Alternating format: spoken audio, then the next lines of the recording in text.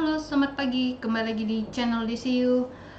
Masih di sini saja, masih di rumah aja. Kalau keluar ada yang penting ya. Hari ini saya mau bahas tentang beasiswa. Karena beasiswa ini dulu namanya adalah bidik misi ya. Bidik misi tentu ya nggak semua orang lah mungkin yang paham ya dengan ini.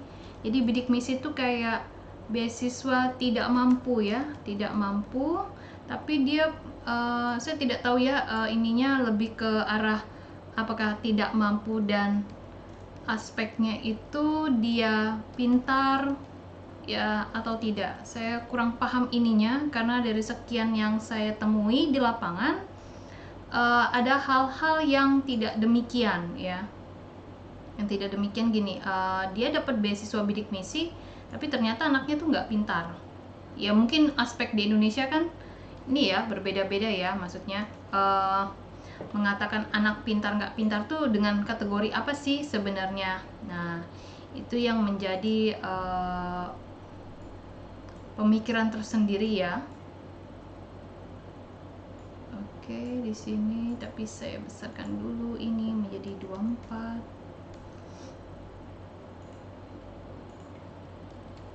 agar terbaca ya. Oke. Nah, hari ini sebenarnya saya dapat postingan dari kawan saya ya, Mr. Rahmat Hidayat ya. Dia memberikan, biasanya saya kalau di grup biasanya baca-baca, dan kalau memang ada hal yang harus saya tunjukkan ya. Di sini ada keputusan Menteri Agama Republik Indonesia. Saya nggak tahu apa urusannya sekarang ya. Tapi ini adalah program Kartu Indonesia Pintar Kuliah pada perguruan tinggi keagamaan. Sebenarnya kita nggak masuk karena kita perguruan tinggi negeri. Mereka ada perguruan tinggi keagamaan. Jadi Indonesia itu punya dua jenis universitas sebenarnya ya. Bukan dua jenis universitas ya, maksudnya perguruan tinggi yang satunya ke bagian ilmuwan umum, yang satunya ada keilmuan agama ya. Kalau kita universitas nanti bentuk lagi lah, institut, universitas dan kawan-kawan.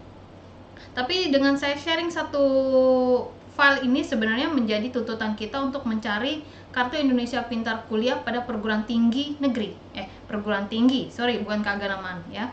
Nah, karena awal mula bidik misi itu masuk jika kita sudah diterima atau belum lah ya, kita daftar sebagai mahasiswa di universitas tersebut ya. Lalu setelah lolos kita akan masuk lagi ke bidik misi untuk diwawancara dan kawan-kawan. Jadi ada kategori tersendiri.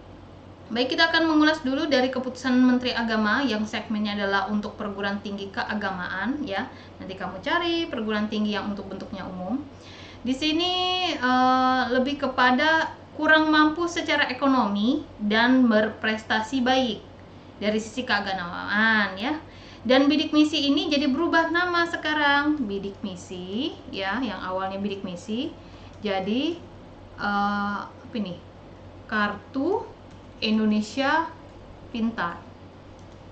Saya juga dikasih tahu oleh mahasiswa saya yang memiliki beasiswa ini ya. Jadi bisa daftarnya menyeluruh ya. Kalau dulu itu gini, kalau lolos di jalur rapor ataupun SBM, maka bidik misinya masih bisa ditangguhkan. Ada beberapa universitas demikian. Tapi kalau di kampus Unsika itu dia ketika kita masuk jalur yang terakhir yaitu mandiri, maka bidik misinya itu tidak ada. Jadi skema bidik misi di Unsika hanya untuk jalur rapor lah ya, saya bilangnya ya. Saya bingung karena singkatannya berubah-berubah, zaman saya dan dengan kalian berbeda. Jalur rapor dan jalur tes se-Indonesia. Jadi kalau masuk jalur mandiri itu applyment atau dokumen kamu yang kamu ajukan untuk bidik misi itu langsung tidak bisa diproses kembali karena kamu masuk lewat jalur mandiri. Karena kategorinya jalur mandiri itu dianggap mampu ya, dianggap mampu KT berapa ya dia, 6, 7, 8 antara 3 itu ya. Nah, dengan membentuk program bidik misi menjadi Kartu Indonesia Pintar ini jadi menyeluruh di Indonesia ya. Jadi tapi tetap ya sebagiannya itu adalah nanti pelaksananya di tingkat universitas lah yang mengelola ya. Itu dia. Dan mendapatkan beasiswanya itu adalah 4 tahun ya, berarti 8 semester. Saya baca tadi udah 3 totalnya segini ya.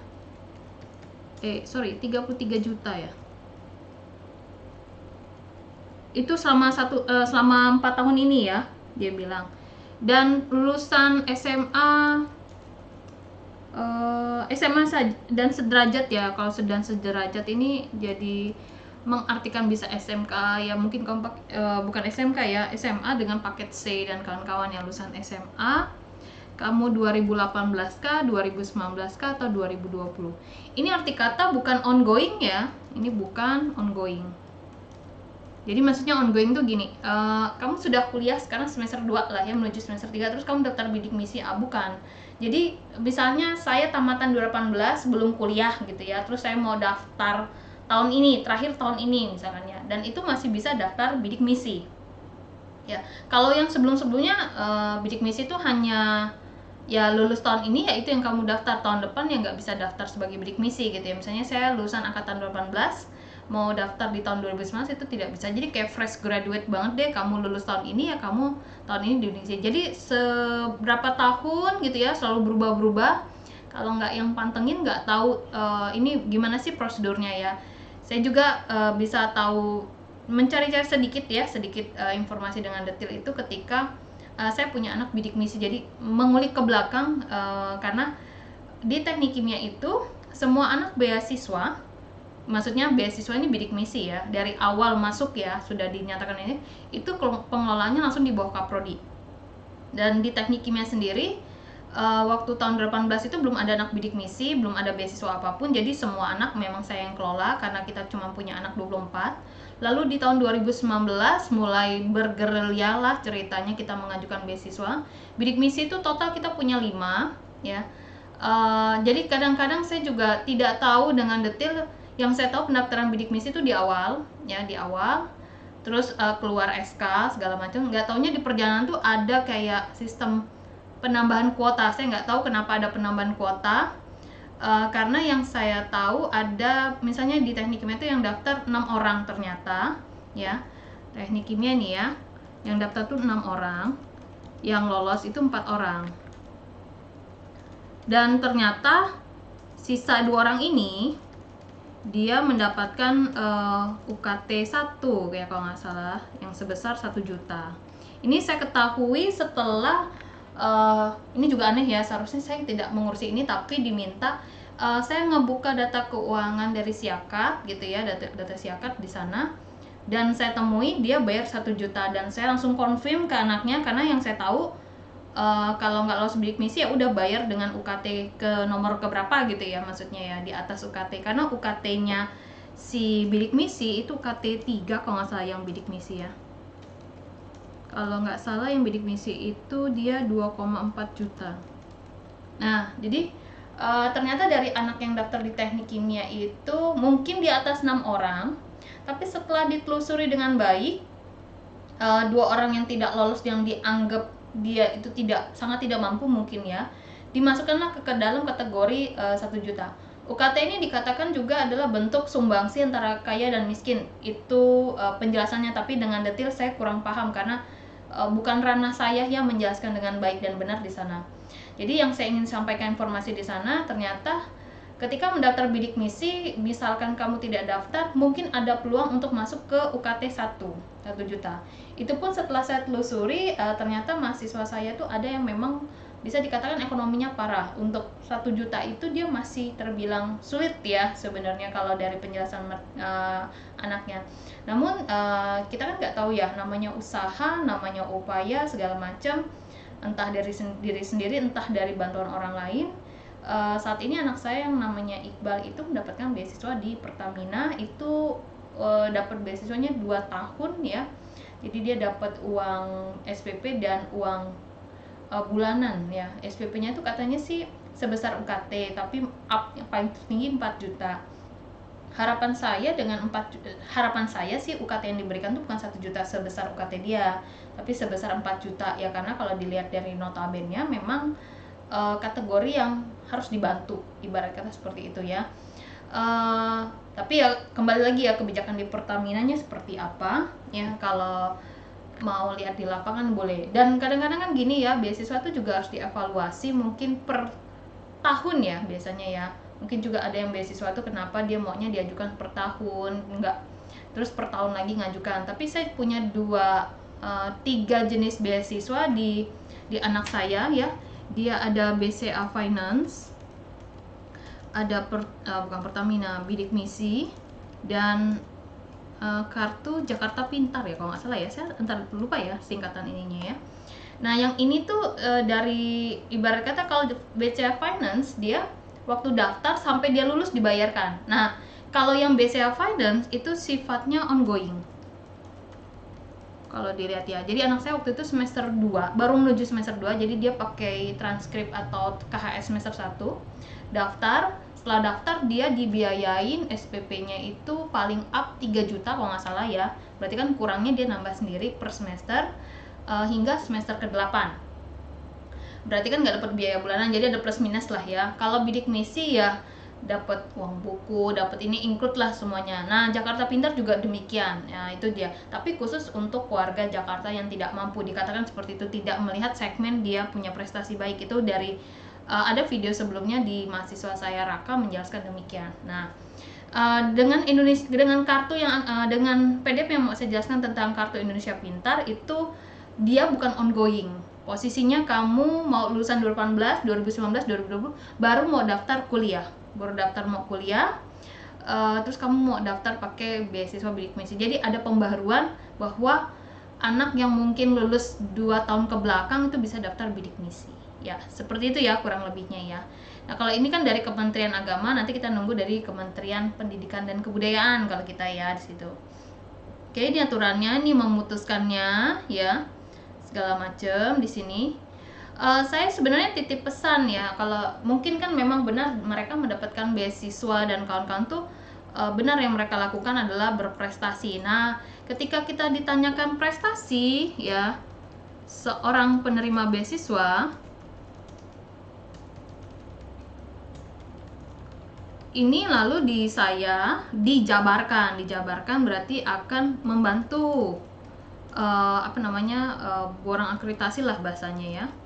Ada apa aja di sana? Mungkin paper artikel ilmiah, terus lomba esai mungkin ya, terus ikut program PHBD, terus kalau membantu pekerjaan dosen jangan seperti itu ya. Ini ada beberapa yang di sana, mungkin seminar ya, mungkin juga pertukaran pelajar. Tapi itu bukan hanya untuk anak beasiswa ya. Sebenarnya kalau saya ingin ketika dia dapat beasiswa itu balance maksudnya ya, dengan apa yang kontribusi ke prodi atau kontribusi ke universitas. Jadi bukan hanya dapat uangnya, jadi dia juga menjalankan apa yang menjadi bagian dia. Karena prestasi itu ada 2 hal, ada yang akademik, ada yang non akademik. Posisinya ya, itu ada akademik dan non akademik. Nah, harapannya ada sumbangsi, karena untuk menjadi suatu prodi yang bagus bukan hanya dosen yang bagus, mahasiswanya juga. Jadi mungkin dia mau desain, dia mau artikel, dan endingnya nanti kan di sini publikasi ya, publikasi dan HKI, hak kekayaan intelektual, dan ini sudah dijelaskan ya. Oke, di sini latar belakangnya dia ingin mencerdaskan kehidupan bangsa ya, backgroundnya ya pasti keagamaan lah ya. Lalu dikasih tahu apa aja di sini dasar-dasarnya dari Undang-Undang Nomor 12 tahun 2012 ya. Jadi di sini ada tulisan anak miskin dilarang sekolah atau kuliah. Ya mungkin ini ya. Saya pernah dapat pengalaman juga seperti itu waktu itu. Saya nggak sebut merek ya. Dia sampai berstatement gini depan saya, kalau nggak mampu nggak usah sekolah. Dan saya langsung kaget ya, ada orang ngomong gitu tuh ya. Saya bilang kalau nggak mampu jangan sekolah. Bukankah dengan sekolah itu membuat kita nanti akan menjadi mampu ya? Jadi ketika ngomong seperti itu saya kaget ya gitu ya. Saya bengong sekali ya saat itu. Dan dulu pernah di SMS, dulu masih SMS ya saya nerima ya, bukan WhatsApp ataupun apa tuh BBM ya, dengan huruf caps lock semua ya. Dan saya membaca itu jantung saya tuh berdebar ya, dan kaget saya salah apa sebenarnya saat itu. Langsung bukan buyar lah pikiran, kaget aja gitu, saya salah apa ya, saya nggak pernah SMS orang ini, saya nggak pernah ini, bahkan jarang ketemu bisa dikatakan dengan SMS caps lock semua seperti itu. Saya langsung dituntut suruh bayar bla bla bla, jangan telat ini segala macamnya. Saat itu saya langsung wow ya. Nah tapi itu ya kembali lagi ya, kalau itu Nah, kalau saya sih gini, begitu uangnya dikirim, ya saya bayar. Tidak beda dengan ceritanya, ya nggak sampai setengah tahun lah ya, nggak sampai akhir, paling terlambat sebulan. Sebulan biasanya, rata-rata seperti itu. Sebulan ya oke lah ya, kalau misalnya sampai nilai keluar belum bayar, nggak nggak sampai segitunya maksudnya ya. Nah, itu yang pengalaman, jadi bisa tahu lah gimana sekolah dengan beasiswa ya. Terus di sini juga tidak ada istilah anak miskin nih kuliah di luar negeri, nah, kurang mampu dan memiliki prestasi. Jadi sebenarnya dengan beasiswa itu kayak memberikan motivasi saya itu sebenarnya punya prestasi dan mendukung yang lain lah ya. Kalau yang diajarkan di teknik kimia kalau bisa ya saling merangkul satu sama lain ya, maksudnya anak yang dapat beasiswa bukan arti kata spesial buat yang nggak punya beasiswa, nggak, semua bagus ya. Bahkan kalau saya, kalau bisa kalian semua dapat beasiswa seperti itu. Bantuannya apa aja sih? Ada uang tunai, perluasan akses dan kesempatan belajar dari pemerintah yang diberikan kepada peserta didik dan mahasiswa yang berasal dari kurang keluarga tidak mampu untuk membiayai pendidikan ya. Karena gini ya, arti kata tidak mampu tuh banyak arti ya. Kategorinya seperti ini, dia misalkan orang tuanya tidak ada ya, atau tidak bekerja atau bagaimana lah ceritanya, jadi nggak ada namanya pemasukan secara jelas ke rumah, ibarat kata nggak ada slip gaji bahasa mungkin ya, kalau wirausaha ya bukan slip gaji lah, pendapatan sehari-hari seperti itu.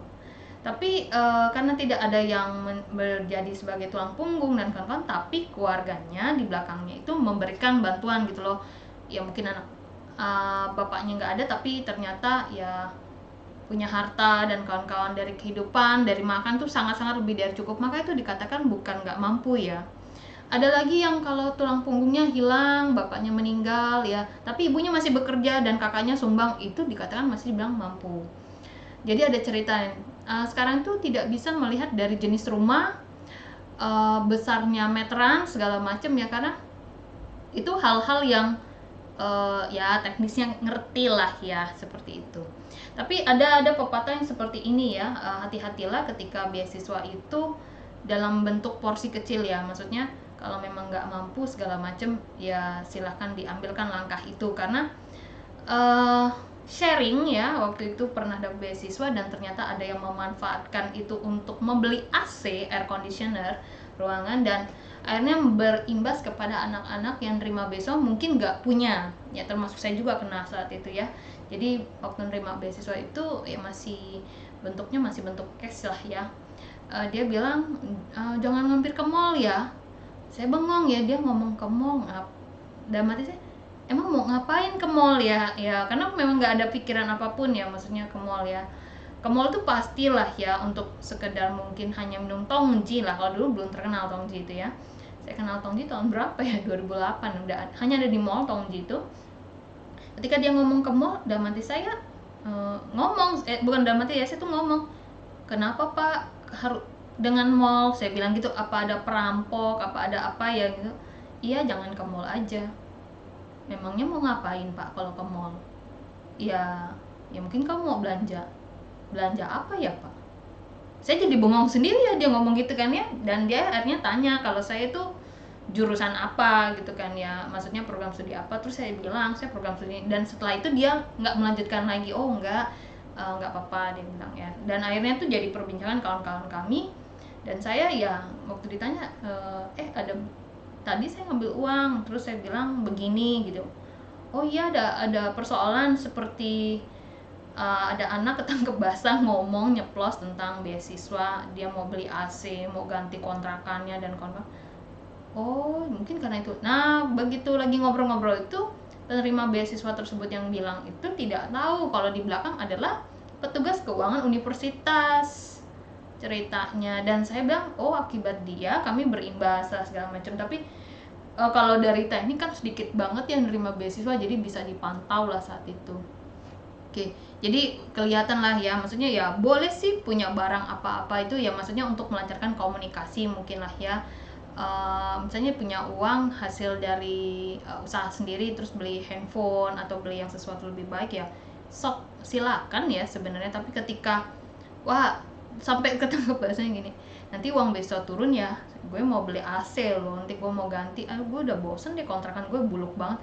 Dan itu yang ngebuat saya geli ya. Oh jadi mall AC itu maksudnya itu emang beli AC di mall? Saya tuh bengong ya, emang selama ini kalau beli AC di mana Des? Ya di toko elektronik atau bukan di mall. Lah kan di mall ada. Ih, di mananya saya bilang gitu kan. Ya, karena di Lampung kan kalau beli toko itu yang saya tahu kan Pasar Tengah ya maksudnya. Dan saya langsung, oh AC itu ada ya di mall. Oh, nggak tahu, saya nggak perhatiin, saya bilang gitu kan ya. Nah, ini just intermezzo ya buat kalian ya.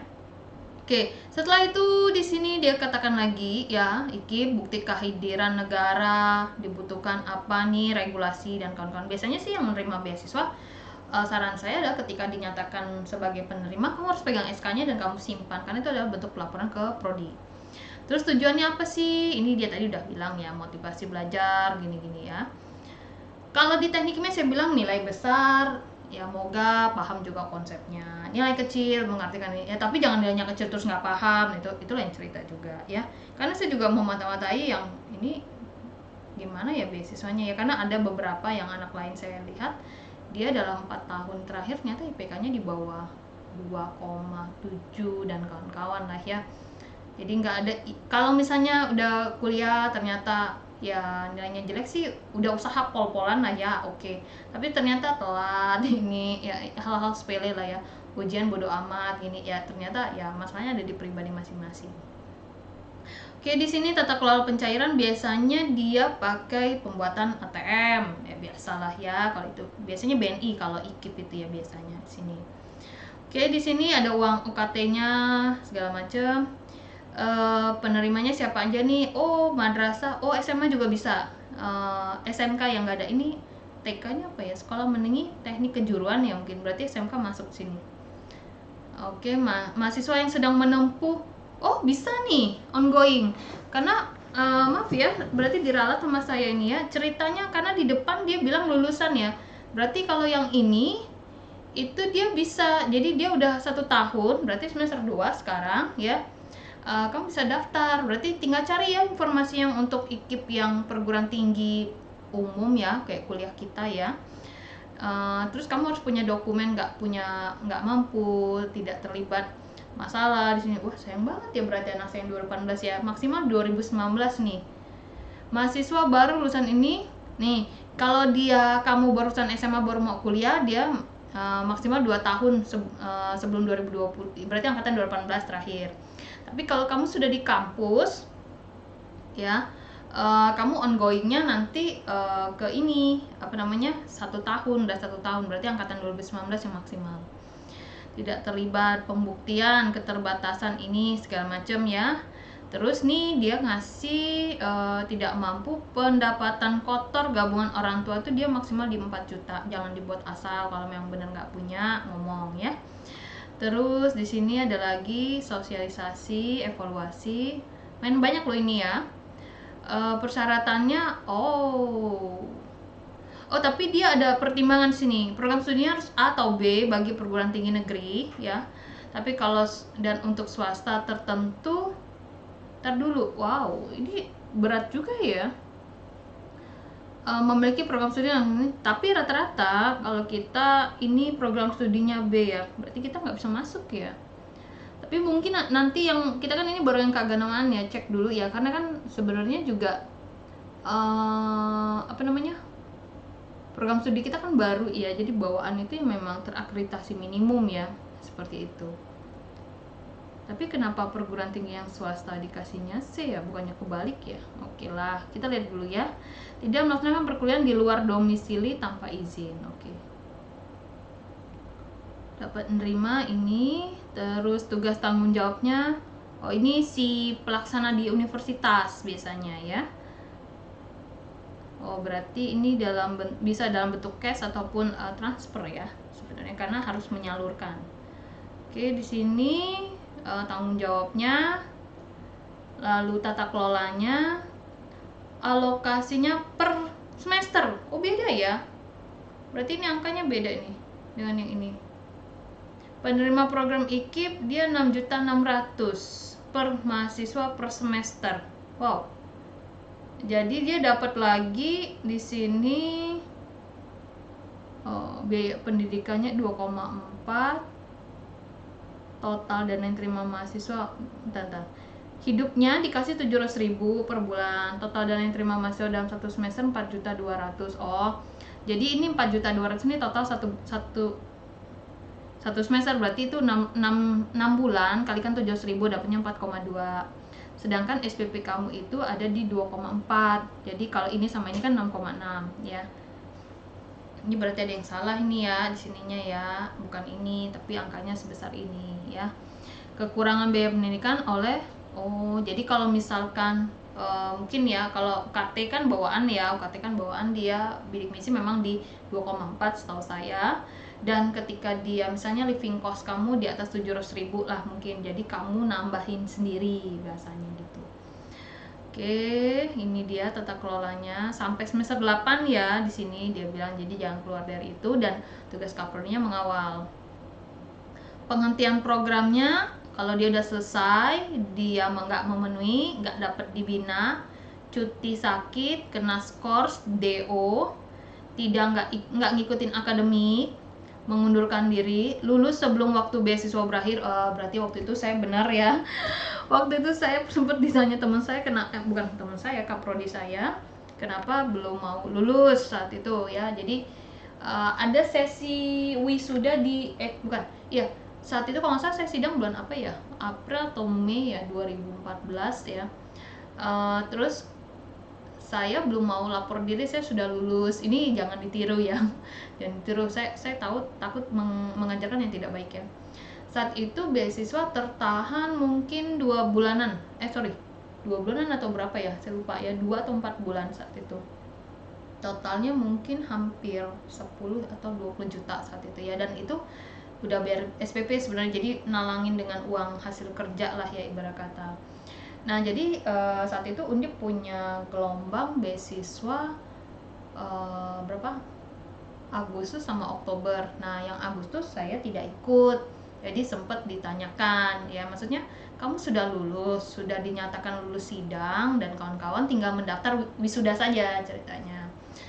Terus saya bilang ke kaprodi saya nggak tahu ya, waktu itu saya pernah baca bahwa saya tidak boleh lulus sebelum waktu beasiswa berakhir ceritanya. Jadi beasiswa berakhir itu ada di Agustus akhir, sedangkan wisudanya itu ada di Agustus awal lah, bukan Agustus akhir ya. Dan kondisi masih ada uang tertahan di dalam penyaluran itu, jadi ceritanya. Jadi dikasihnya itu bukan per 1 semester uang digelepokin, bukan. Acak saat itu ya, bisa 1 bulan, 2 bulan, per 3 bulan ya, dan sebagainya. Setiap kampus beda pengelolaan lah ya, karena jenis sistem pengelolaan keuangannya berbeda-beda. Ketika itu akhirnya saya tidak jadi daftar wisuda ya, dan juga memang ya itu satu poin yang saya dapat ya. Lalu karena ketidakberanian saya itu, saya khawatir saya wisuda terus di-cut, uang yang harusnya saya pegang nggak pegang ceritanya ya, di-cut. Dan sedangkan saya sudah menalangi uang itu untuk bayar SPP yang selama 6 bulan. Jadi kalau SPP itu kan dibayarnya kan langsung gelondongan ya 1 semester, sedangkan uang yang turun mungkin baru 1 bulan 1 bulan apa 2 bulan lah, turun 2 bulan, dan uang 2 bulan itu langsung saya keluarkan untuk membayar SPP. Jadi bisa dikatakan hidupnya agak ya lumayan lah ya, maksudnya nggak enak menyebutkannya, saya tidak mau ngasih hal-hal yang tidak baik maksudnya. Jadi saat itu jadinya berusaha bagaimana bisa memenuhi kehidupan sehari-hari dengan uang yang ada, dan saat itu tidak tahu lagi uang itu akan turun kapan. Itu saat beasiswa ya, tapi namanya rezeki itu selalu ada aja lah ya. Berdoa aja di pinggir jalan ngomong tiba-tiba nemu uang 50.000 ya, nggak tahu juga ya. Nah jadi akhirnya saya memutuskan untuk tidak lulus dulu di Agustus, dan saya memilih gelombang di Oktober. Padahal di Agustus itu kalau nggak salah ada pendaftaran CPNS atau kayak LIPI dan kawan-kawan, semua orang pada hectic, pada excited, pada wow semangat ya. Tapi saya bilang ya udahlah ya, rezeki masing-masing saya bilang. Jadi saya terus ada di kampus untuk membantu beberapa pekerjaan yang di sana. Jadi ini harus dibaca dulu kalau kamu mau ngikutin beasiswa ini, jangan sampai kecuali beasiswanya udah pasti turun itu ya silakan. Kalau saya sih membaca ini ya sebelum waktu beasiswa berakhir, itu dia. Terus kalau meninggal dunia melebihi batas waktu yang ditetapkan, ya jadi kalau semester 9 ya udah kamu bayar sendiri gitu ya. Ditemukan ada pelanggaran, terus kamu ikut-ikut yang orang anti NKRI dan Pancasila. Oh, menikah tidak boleh ya. Oh, berarti mahasiswa yang saya udah menikah waktu lagi semester berapa kemarin? 7 atau 8 nggak boleh ternyata. Wah, hati-hati nih ya.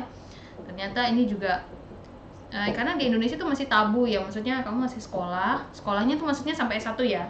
Kamu tuh menikah itu mungkin bahasanya tabu lah ya, bukan tabu mungkin ya. Segmennya gini, uang beasiswa nanti jadi 2 ya.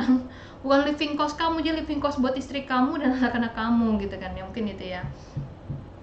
Terus di sini pengganti ini kamu harus pengganti kalau kamu misalnya berhenti gitu ya, alasannya pengganti berasal dari mahasiswa lain. Oke, wah ada juga ya seperti ini. Mantap ya. Oke. Lanjut pembinaan. Oh ya, jadi selama menerima beasiswa ada beberapa program, ada beberapa kayak kumpul bareng dengan anak-anak beasiswa yang lain seperti itu ya. Oke. Terus ini pelaporannya lagi. Biasa kalau di prodi saya biasanya diminta setiap semester melaporkan hasil studi kamu ya. Berapa nilainya, bagaimana penilaiannya, bagaimana sehari-harinya, itu memang ada ya. Terus ditanya tuh prestasi non akademiknya kalau ada, dicekin ya, bagus lah seperti itu. Oke, arti kata saya nggak bohong ya yang di sebelah sini ya tentang burang akreditasi ya, penutup seperti itu. Nah, untuk kalian yang mungkin membutuhkan, coba cari dulu ini kan PTKIN. PTKIN itu berarti agama Islam ya, maksudnya jalur apa tuh, kalau di Unsika kan ada agama ya, jadi mungkin ada yang heran juga kok di Unsika ada agama. Jadi Unsika tuh ada uniknya, jadi di dalam satu Unsika tuh dia ada program studi, bukan program studi, Fakultas Agama Islam, dan ada S2-nya. Jadi masih di bawah itu ya, karena memiliki sejarah panjang ya maksudnya, dan memang ada beberapa orang suruh separasi. Tapi itu uniknya di Unsika. Karena kami itu kan bergerak dari swasta terus negeri dan kawan-kawan, sedangkan saya datang dari negeri, jadi saya tidak tahu cerita di belakang dengan pasti atau bagaimana ya, saya bilang. Jadi itulah uniknya mereka, sehingga dulu tuh pendaftaran hanya lewat jalur mandiri, dan kalau mandiri kan kamu tahu berapa anaknya. Jadi dan sekarang mereka sudah bisa jalur rapor, SBMPTN, jadi merasa disetarakan. Dan ada beberapa beasiswa kalau dulu merasa anak-anak dari agama Islam itu tidak terwadahi lah. Kalau sekarang tuh ya adalah segala macam. Walaupun waktu itu tidak terwadahi, tapi ada kok beasiswa-beasiswa dari perusahaan, mungkin yang nggak besar lah mungkin menurutnya, tapi kan namanya bantuan dari orang ya, maksudnya kita harus ya mau ya ambil, nggak ya sudah, ibarat kata mah sekasar itu. Dan di sini juga mulai merambah ke arah sana, jadi kita juga nunggu yang sebelah sini, atau mungkin sudah ada tapi belum sampai ke saya informasinya, atau saya belum explore dengan begitu banyak. Itu aja sih tentang penjelasan beasiswa bidik misi. Jadi anak yang di angkatan 2019 udah ada di kampus itu bisa daftar bidik misi. Tolong cek juga untuk bidik misi kartu kartu Indonesia Pintar ya. Sedangkan kalau dia lulusan SMA maksimal 2018 itu bisa daftar ke universitas dengan program kartu Indonesia Pintar atau bidik misi. Itu aja dari saya, dari Desi. Silakan like, comment, dan share terkait kebutuhan kamu, barangkali saya bisa bantu. Terima kasih, sampai jumpa lagi di segmen selanjutnya, dan saya ucapkan selamat pagi.